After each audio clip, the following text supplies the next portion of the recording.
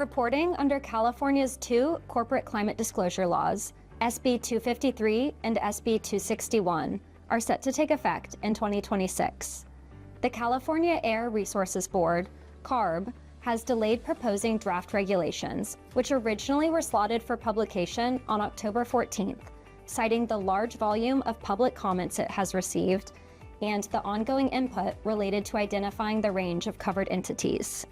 For the inaugural reporting period, CARB has clarified that companies that have undertaken good faith compliance efforts will not be subject to enforcement. Although there are litigation challenges to both laws, and CARB does not plan to finalize the draft regulations until early 2026, companies should begin preparing for fast-approaching deadlines now.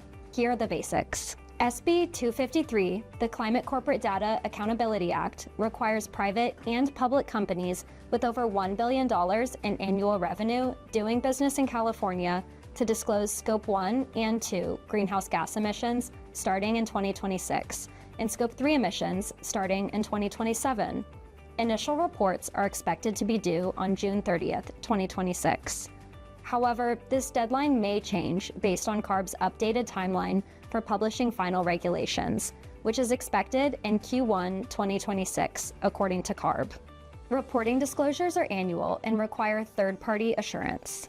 CARB has published a voluntary draft greenhouse gas reporting template for Scope 1 and Scope 2 greenhouse gas emissions and is accepting feedback on the template through October 27th. SB 261, the Climate-Related Financial Risk Act, requires entities with over $500 million in annual revenue doing business in California to publish climate-related financial risk disclosures online by January 1st, 2026. The vast majority of the reports are expected to be prepared in accordance with the Task Force on Climate-Related Financial Disclosures Framework, or TCFD, although the statute allows for other options. Covered entities must publish these disclosures every 2 years, with inaugural reports due on January 1st, 2026.